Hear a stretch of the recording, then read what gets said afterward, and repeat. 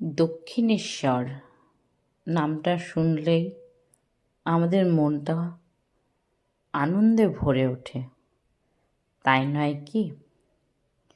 তোমরা কি বলো বন্ধুরা?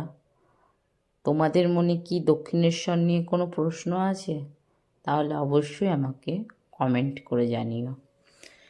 সেই একদিনে আমি, আমার মা, বাচ্চা সবাই মিলে গিয়েছিলাম দক্ষিণেশ্বর ঘুরতে মায়ের কাছে। আমরা সবাই জানি হালি শহরের রানী রাসমণি জন্মগ্রহণ করেছিলেন। সেই রানী রাসমণির আদতে তৈরি হয়েছিল এই দক্ষিণেশ্বর শ্রী শ্রী শ্যামা মায়ের ভবতারিণীর মন্দির। মা সবার। দক্ষিণেশ্বর কালী মন্দির ছিল রামকৃষ্ণদেবের আর এক অন্যতম অঙ্গ। সারাদিন মায়ের সেবায় তিনি নিয়োজিত হয়েছিলেন।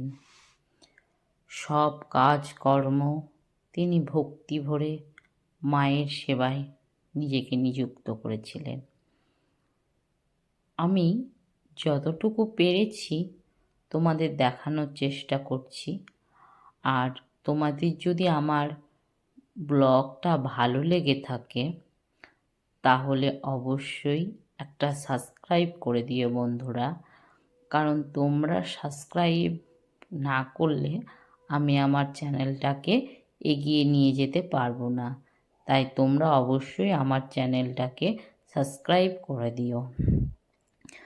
যখন মন্দিরে ঢুকলাম, ভেতরটা না কি আনন্দ হচ্ছিল তোমাদের বলে বোঝাতে পারবো না। ভেতরটাকে দেখানোর অনুমতি কারণেই আমিও পাইনি, তাই বাইরে থেকে যতটা পেরেছি আমি দেখাচ্ছি। সুন্দর জিনিস সুন্দরই হয়, কিন্তু মন থেকে যেটা সুন্দর হয় সেটা সব থেকে ভালো হয়। আমি যাচ্ছিলাম তখন সন্ধে প্রায় নেমে গেছিল। চারিদিকে আলো ঝলমল ঝলমল করছে, মনে হচ্ছে কোন এক রাজপ্রাসাদে এসেছি, মায়ের রাজপ্রাসাদে। মা আশীর্বাদ করো, সব দুঃখ অভিমান যন্ত্রণা দূরে চলে যায়। স্বামী রামকৃষ্ণদেবকে না নিয়ে থাকতে পারলাম না। যত মত তত পথ, কালী খ্রিস্ট আল্লাহ সবই এক। এটা কিন্তু রামকৃষ্ণদেব বলেছিলেন। আমরা কি সত্যিই তার সেই বাণী মানি?